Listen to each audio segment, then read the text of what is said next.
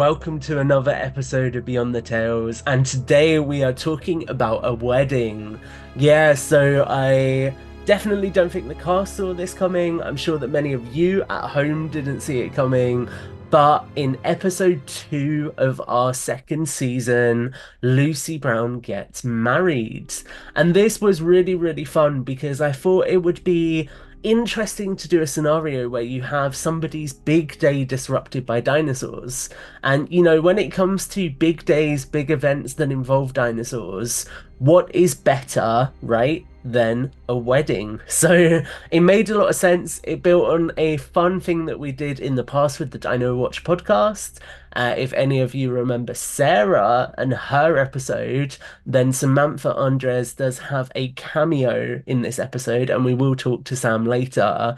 But yeah, it was just fun to go back to that kind of wedding setting. Now, this episode was heavily inspired by season 1, episode 5 of Primeval, where Anuraganathus, I definitely butchered that pronunciation, but essentially aerial pterosaurs attack a golf course. And there's this really, really cool sequence in that episode where you have them slowly breaking through the glass and getting inside so the characters run to take shelter elsewhere in the building.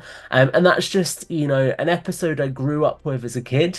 It's really lived rent-free in my brain since then. I think the idea of being attacked by a pterosaur in a confined environment is quite terrifying, and actually it lends itself really well to Jurassic, so I had a lot of fun writing it. And it was also a fun opportunity to build some stakes. At the end of the day, these are real people in a world that's inhabited by dinosaurs, so they have lives outside of that. They have loved ones who care about them and who worry about the things they're doing on a day-to-day basis when it comes to dealing with these animals. So it was a really fun opportunity to deal with that.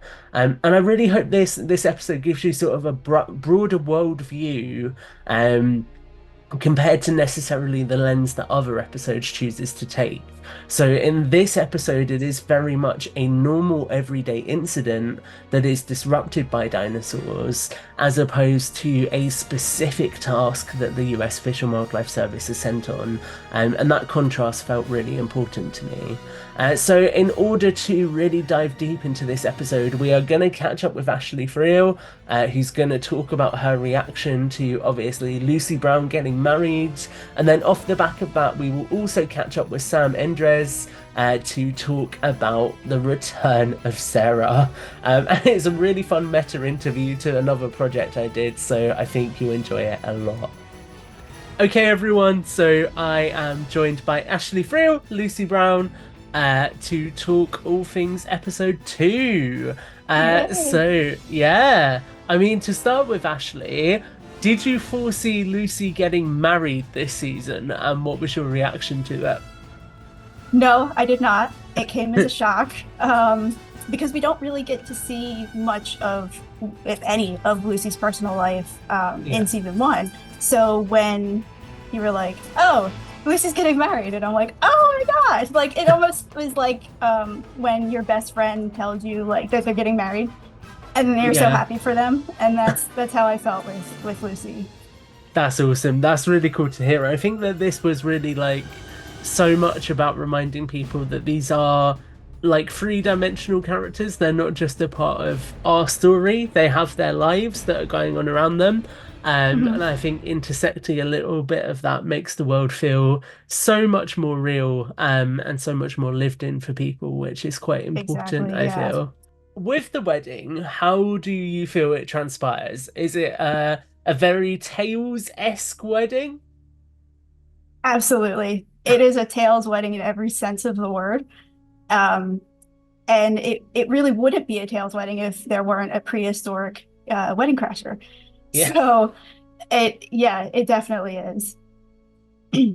That's awesome. So there's one action in particular that Lucy gets to do during this sequence which got you quite excited. So can you tell us what that action is? The high heel toss is what I'm calling it. It almost sounds like a game. But it it was just a brilliant moment where, there's so much going on, and Lucy just so confidently not even thinking. She just grabs her heel and she throws it at this poor Dimorphodon and hits the poor thing right in the head. But I found it so funny. It's such a kind of lighthearted, comedic moment amidst all this panic that's going on. And I thought it was absolutely brilliant. And I really hope that someone at this wedding witnessed it Yeah. and remembers it It's on because like it was the perfect. it will be on like the home video of the wedding, just Write it like down in in the the guest book or background. something. Yeah. Not sure if she's getting that high heel back. It might be slightly damaged by the Dimorphodon now. Yeah, and I think she actually throws both of them. Yes, yeah. So, It's like uh, peak improvisation in the dinosaur situation, right? I've not got any weapons handy, but I do have high heels. oh, they can be weapons. Yes. As we saw, they can be weapons. I'm saying that as if I know. I totally rock high heels. Oh, yeah. So this episode was particularly personal for you because your actual husband plays Dan. So Mhm. what was that like? That it was great. And what's really interesting is I didn't hear his lines until listening to the final episode because we Yeah, recorded separately. So hearing it all come together it's amazing. that's But awesome. yeah, it's added another layer of personalization to this Yeah, episode. I think that And he was all on board for it too, wanting to. He's like, "Oh, no one else is going to play your husband," so yeah. it was perfect. I think it made sense to ask because obviously if he hadn't wanted to do it, we could have cast somebody else. But Oh yeah, he was not going to if have there's the me. natural connection there, why not use it, right? Oh, exactly. Yeah. So, do you have any other reflections on this episode, and how it's going to shape the story of season 2 more broadly? Yeah, and going back to this being such a personal episode for me, as someone who was married in a dinosaur hall, surrounded by dinosaur skeletons, so that adds even another layer. And we did have a couple live animals at the wedding, but I am sorry No to say that there are Dimorphodons? no Dimorphodons that were attacking it. And it's really gonna this whole episode is really gonna progress through season 2 with Lucy with we got a glimpse into her personal life, Mm, and now that is going to overlap into her work life, and stakes are getting higher, the job is getting more dangerous, she has a concerned husband now, and that's really going to influence her decisions that are going to go throughout this season, and it's going to be yeah. interesting to see. I think you put that really well, and I think it's interesting because such a Jurassic sort of fundamental is having this cataclysmic clash of different Mhm. sort of things running in parallel, and that's really what's happening with her character. So I'm excited for people to see what's next. Yeah, her perspectives are going to change a little bit, and that's ultimately going to influence some things, major things for her. Yeah, Um, yeah. there we go. Well, I think that is everything I had questions wise. So, Ashley, thank you for doing this. Thank you so And much for I'm having me. sure I will see you again for another one of these very soon. Oh, very soon. So Sam, I am here with you. Thank you very much for joining me. For anyone who doesn't recognize you, which would be quite surprising, I think, why don't you introduce yourself? Yeah, so I'm Sam, Samantha. Um, I am a member of Jurassic Outpost, which is probably what most people might know me from. Hear me on the podcast. Most recently talking about Dev Patel and Don't Scarlett see you Johansson. on the podcast though, so Hear me. yeah. Um, and my probably Jurassic claim to fame is I was part of the team that made Dino Tracker for Universal for the marketing for Jurassic World Dominion, which Oh yeah. highlight of my life, probably. I like that. It would be a highlight of my life too. And I am actually going to be chatting to Sam Phillips as well. So Oh, other nice. Sam is a part of The this Sams, yeah. series as well. Yeah, you guys are just dominating. It was weird on calls when we were making Dino Tracker that it was like Sam. We're like, huh? Yeah. Which one? Make sure you pay attention, right? Because at least you're Yeah. listening out for who it is. Yeah. So I will be honest with the people listening. This is a bit of a last minute behind the scenes episode, but I thought it would be fun to just catch up with you, mainly because Yeah. there's a lot of background characters in this episode. And for some strange reason, your background character has a name in the credits, the name of Sarah. So why don't you tell the audience about Sarah and where this originated and this kind of ongoing joke at this point? Yeah, our very niche inside joke. Yeah. Um, yeah, so Sarah was a character in your first season.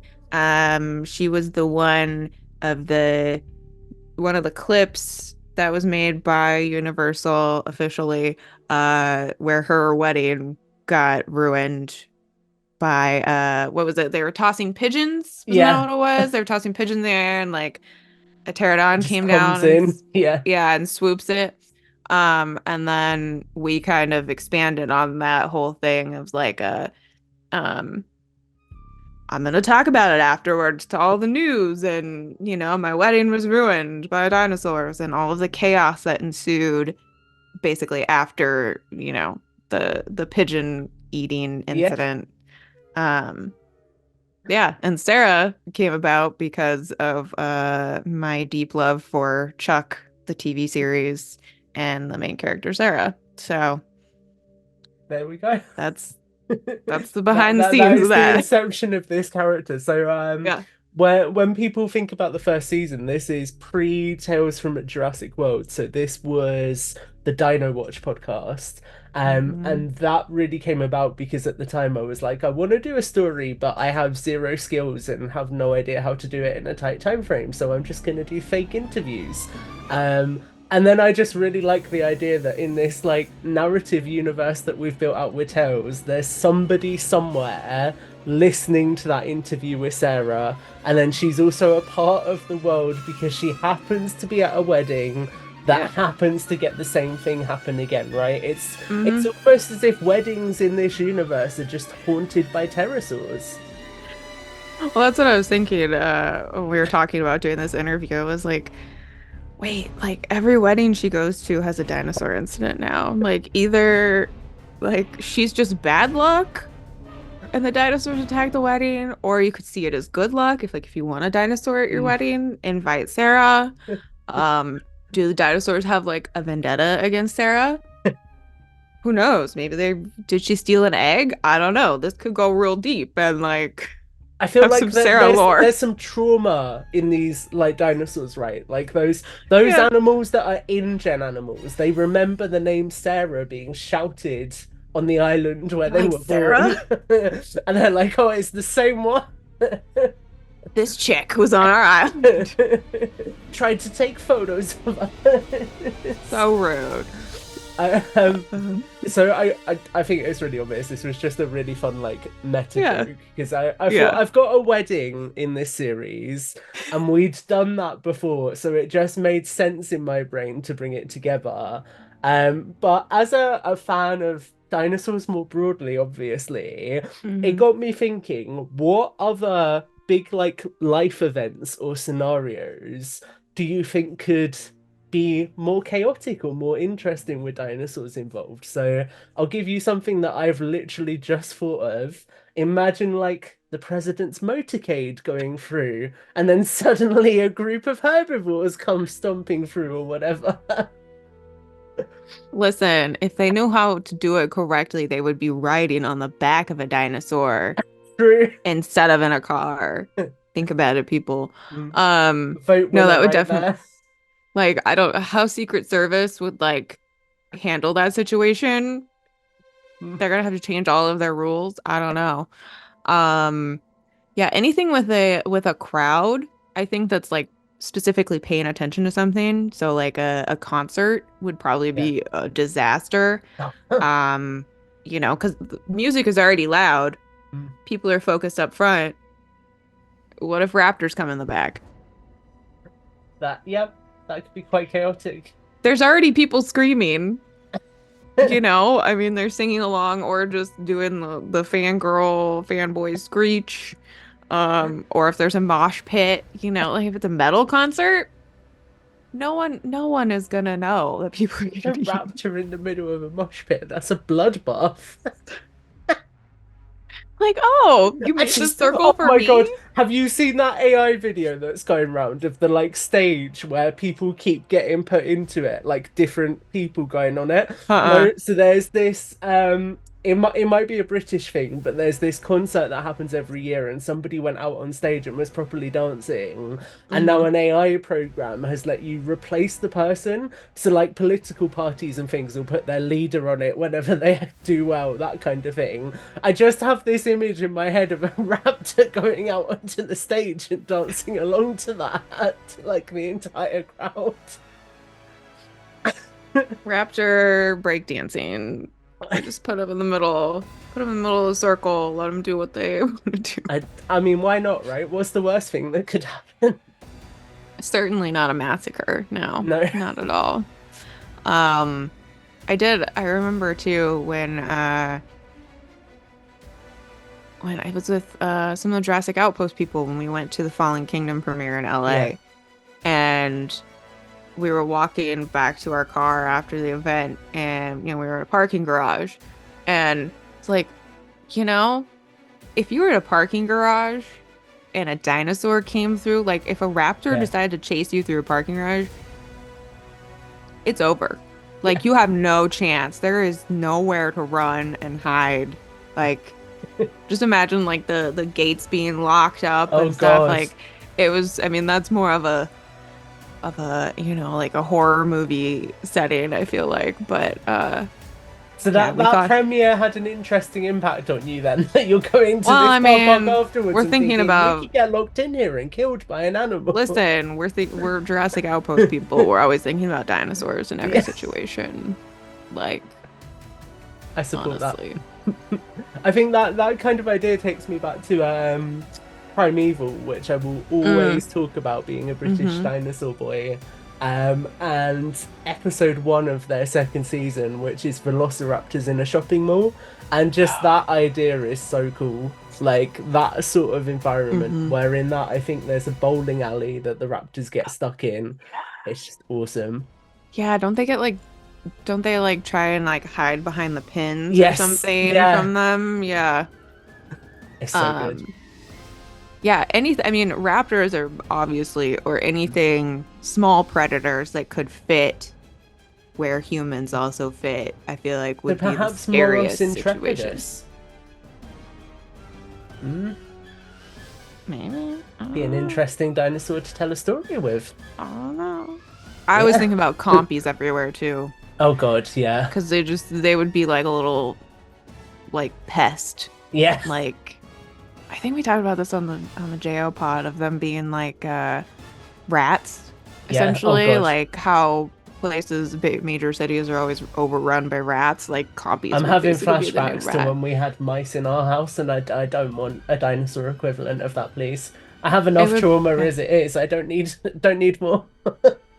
Well, good news is I know how to trap them. So, Yes. So on that, with Dino Tracker especially, I think that hmm that whole concept was a big inspiration for me with this series, because I hmm think that time frame between Fallen Kingdom and Dominion has so hmm much potential. yeah. When you think especially about Jurassic storytelling and like isolated interactions with dinosaurs in different environments, it just really speaks to that. So hmm I'm curious from your perspective, because obviously you've developed some of those side stories, right? There's a lot of hmm content there with Dino Tracker in different scenarios. Are there any scenarios or stories that you'd really like to see take place in that period of time that you think have got a lot of weight to them? I mean, And if this becomes a future Tales from a Jurassic World episode, I totally didn't use your idea. As long as Sarah's in it, it's fine. Okay.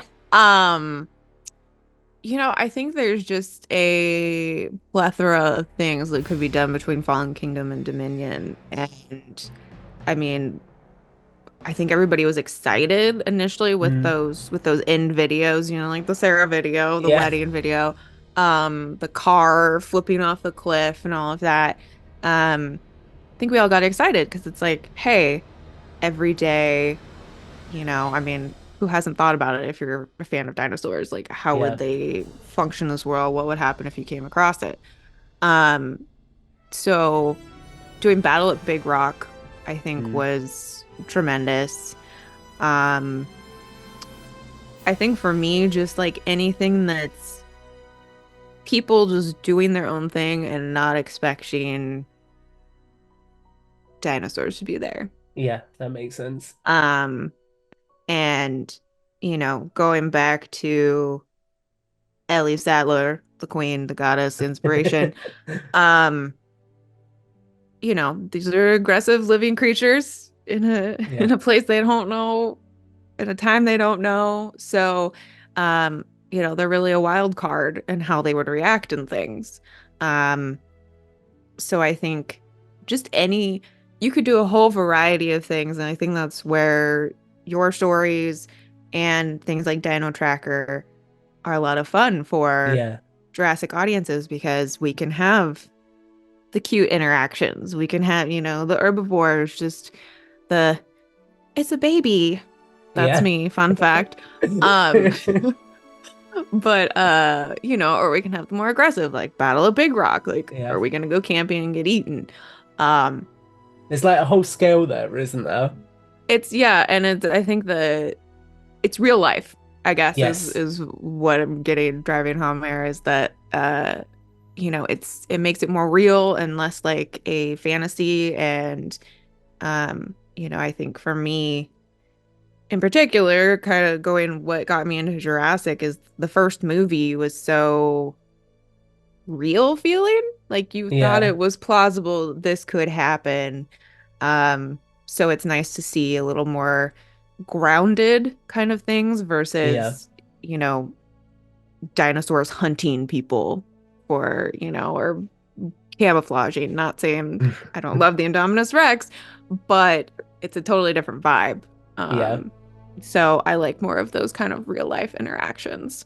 Cool. No, that's awesome. I think that is really where there is so much potential in this period of time, Hmm. and it's why I wanted to do this series. I think equally it's why Chaos Theory is set during this period of time because Yeah. they have so much potential to do sort of similar things there, really, where it's grounded storytelling in those environments. So Hmm. it makes a lot of sense. I do you alluded to it there when I said this might become a future story that Sarah would have to be involved. So where if this inside joke continues, right? Where do Hmm. you hope that Sarah appears next? I'm almost wondering if she would like capitalize on this and have like some sort of wedding business going forward of like we could like dinosaur proof your The wedding. prehistoric planner. Like, because I think we again, sorry, going back to Dino Tracker, but we put some little hints to the Kirby's. Yeah. Yes. Um and like headcanoning like what the Yeah. Kirby's would do. And I think you say this with any character that's had encounters with dinosaurs of which way would they go? Would they like hate dinosaurs and want to stay away from them Mm, and everything to do with them? Um, would they want to work with them? Because it's always my headcanon that Lex would have a like a ranch, like a yeah. preserve for herbivores. I love that Like idea. that's, Yeah. big cows. That's always been my headcanon. Yeah. Um, but yeah, I don't know. I think Sarah might capitalize on this. She'd be like, they might be following me. I've been to enough weddings. I could be like, I can see where the dinosaurs would get in, where these, the holes are. Like maybe don't do, maybe don't do the pigeon thing. If you know there's flyers about. Or long-nosed ones about, as she would say. Yeah, long nose one. She might know the dinosaurs more intimately at this point. She might She's gonna go commit into to it. it. Yeah. If she's gonna girl boss her way through this dinosaur situation. But yeah, I don't know. I think might be fun of her like having some kind of business, or like Yeah. she somehow just capitalizes on this whole dinosaur thing. I've written down your suggestion just in case I ever think that it could pop up somewhere. You can have like a little fake commercial in the Yeah. middle of your series of like, call Sarah for all of your dinosaur wedding protection needs. That actually sounds very weird. That, but something worded less awkwardly You than just that. have that. Call Sarah for your dinosaur wedding protection needs. And then you get a call. It's like, yeah, how do I stop the step parents coming along? They're real dinosaurs. But Sarah would be good at that, you see, because she knows how. She has been to her fair share of weddings. She's had her wedding. She's probably been bridesmaids. She knows how to handle family at weddings. She's got it. I like this. She'll protect your wedding. Maybe that's just it. Wedding. This is again getting into wedding protection. That's a little awkward. But ensure your wedding it goes off without a hitch, so you can get hitched.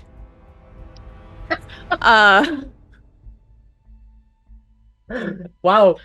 Then I think you're I don't know about Sarah, but Sam, I think you're missing a trick clearly, because that was just there immediately. I play a lot of D&D now, so my mind just goes off on riffs now. It's just right I there. support it. I support it. On that wonderful note, why don't you let people know where they can find you? Not in person, but online. Yeah, you can find me on Instagram, SamanthaJoe8. And that usually links to everything else. Or you can hear me on Jurassic Outpost podcast. Yeah. And that is the In General podcast on YouTube, In General which podcast, you are likely yes. to know if you're listening to this. You probably, if you haven't heard of Jurassic Outpost, what are you doing? Yeah. Go Google. We're on every social media, I'm pretty sure. We have a TikTok. We're on Twitch. Check it out. There we go. Cool. Sam, thank you so much. Thanks, Tom. Okay, and as always with these episodes, you know what you've come to expect. So here is a teaser for next week's episode. Agents Morrison and Brown, I'm Deputy Smith. This is Deputy Almeida. We've been briefed on your operation and are here to assist in any way we can. Good to meet you both. Morrison said. He looked around the car park, gesturing at the vehicles which were present. Do we need to worry about civilians? Negative. Not sure if Supervisor Marshall filled you in, but there has been an uptick of missing people recently. These vehicles belong to a few of the people who've gone missing locally. We haven't been able to find them yet, and haven't had the resources to get them towed. Oh, God. You don't think that they...